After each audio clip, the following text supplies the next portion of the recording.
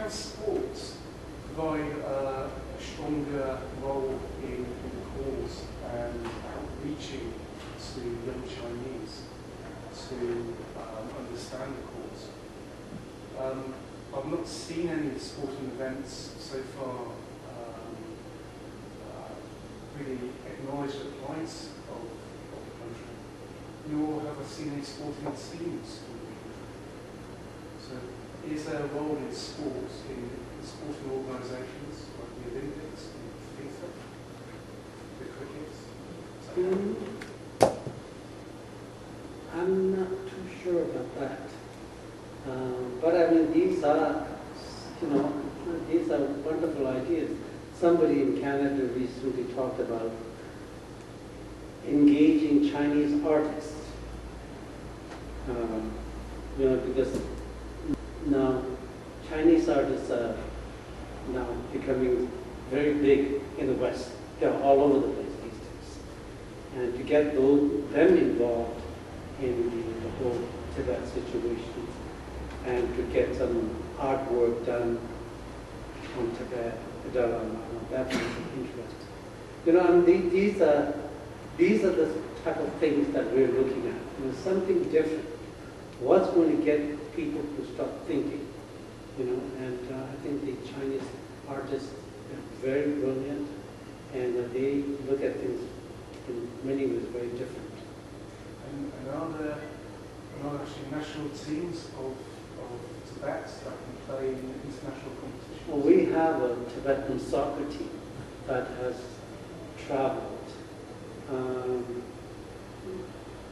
Yeah, I mean, these are, that we could look at. And music, Tibetan musicians, Chinese musicians, some things are, definitely a good idea.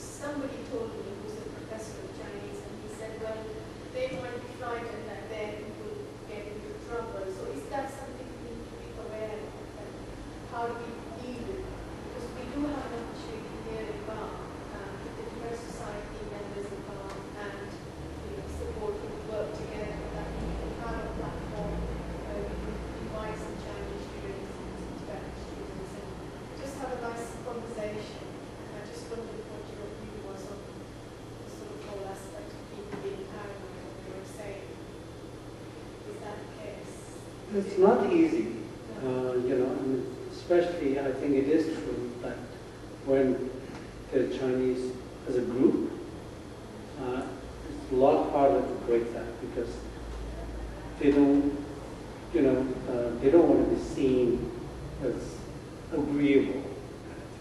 But one-on-one, that's why online outreach is one-on-one that we work, and they're totally different.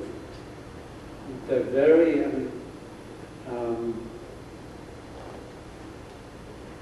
but then again, the way you approach also makes a huge difference, I think. If you are aggressive from the start, get go, then it's going to end up just shouting at each other. But if you from the beginning you say to yourself that chances are there's going to be a lot of debate, and if you're going to keep your cool and all this. Well, it has worked. It has worked for me.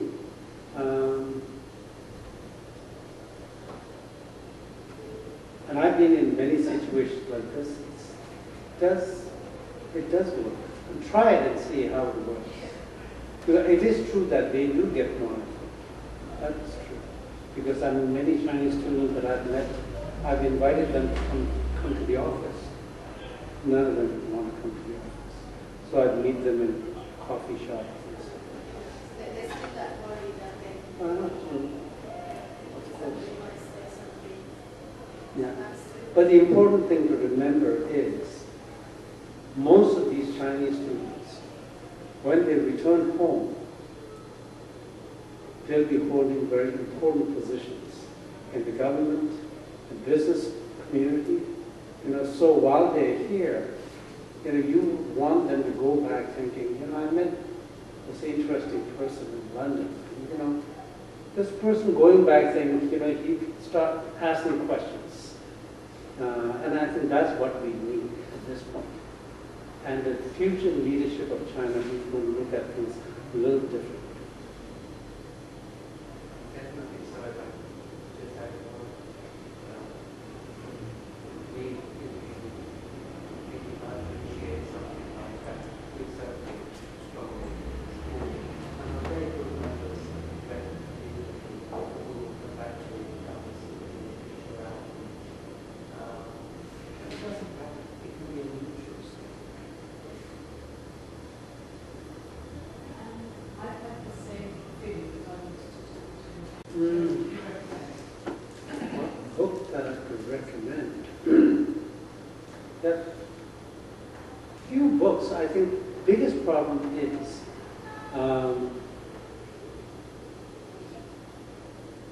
when a Chinese sees a white person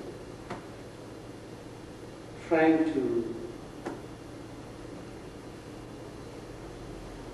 argue for Tibet, they see that as an attacking them. And this doesn't matter what you say, it's shut. They don't want it. They don't hear anything. That's why I think the approach needs to be, I guess, in some ways it's like, I say to my staff, when they're doing online outreach work, it's a mind game. You don't know who you're chatting with on the other side. Old person, young person, and it's you're playing mind game. And sometimes some of them can be very abusive.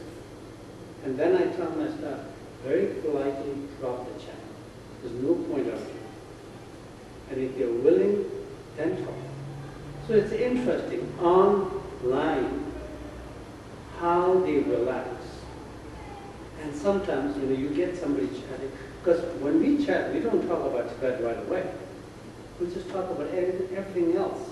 And they see, because the staff, I've got 12 young Tibetans chatting with them. They are all educated in China. They're university graduate Tibetans, fluent in Chinese. So when they start chatting in Chinese, they see that they are in India. From the top, there's a chat room called QQ, the most famous Chinese chat room. And they said, wow, your Chinese is really good. And you're in India? And they said, yes. And why are you in India? Oh, because I'm a Tibetan. And why aren't you in Tibet? Because I came to see the Dalai Lama, or came here to study Buddhism and culture. Why can't you do that in Tibet? He said, no, we can't, because all the masters are in India. So, you start talking like this, and after a while, they say, okay, so where is Dalai Lama? I know Dalai Lama in Dharamsala. And most of the time, I would say 70% of the time, when the Dalai Lama's name come up, many Chinese say, he is the problem. If Dalai Lama is not around, our government will be a lot more lenient with the Tibetans. He's the problem. So then we very politely say, well, you're wrong here, because the Dalai Lama, you call him splitters, but his position has been very consistent over the past 20 years, that he's not asking independence, and then we send them samples of the Dalai Lama's speech, March 10th speech, in Chinese to them and say, you take a look at it and see what you think. And many of them come back very surprised. They say, we never knew about this. Then they say, do you mind if we put it up on our blogs or send it to our friends?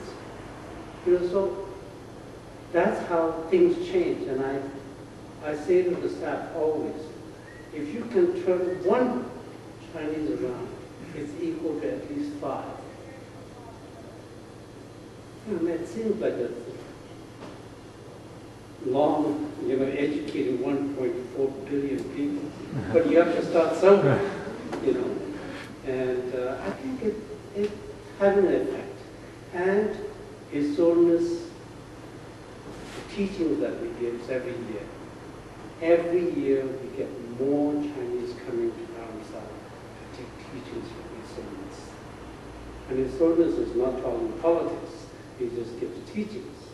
But these Chinese, when they go back as friends of the Dalai Lama and Tibet. I think that's so much more healthy, and I think it will work in the end. And that's more worrisome, I think, for the Chinese government to have more educated Chinese now.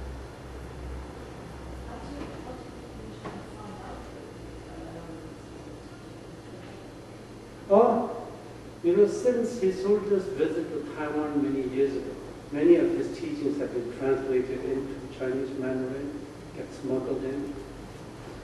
And now, with the internet and all this, even though there's a lot of censorship and all that, it's very difficult to control.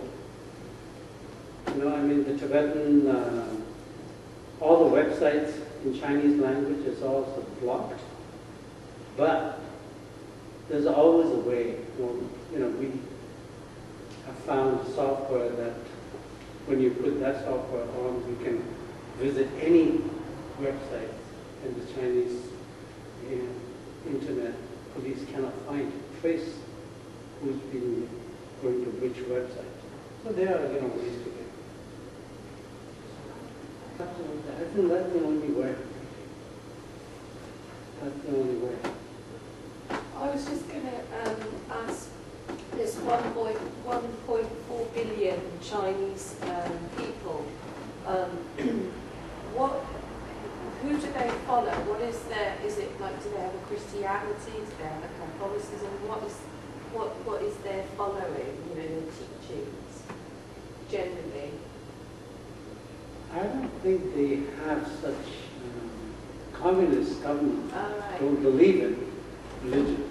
So my next question would be, are they frightened of someone like the Dalai Lama because he brings freedom of thought, and therefore they may lose control of all these people, and therefore if they've got control of all these people, then that's why they have a world dominance, which to me relates to a bullying style. So I think everybody should be quite aware and frightened that if they can create that much control in one area and dominate a small country like Tibet, then they could do that to other countries. And that's what the importance is, for not letting them dominate, really, and to free the minds of the people in China as well, perhaps. I don't want to come across as condescending, but, that's how it seems to me.